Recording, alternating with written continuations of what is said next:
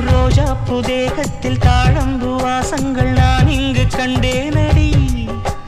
செவ்வாயின் ஓரத்தின் சூடான தேனுக்கு நான் எங்கு நின்றேனடி.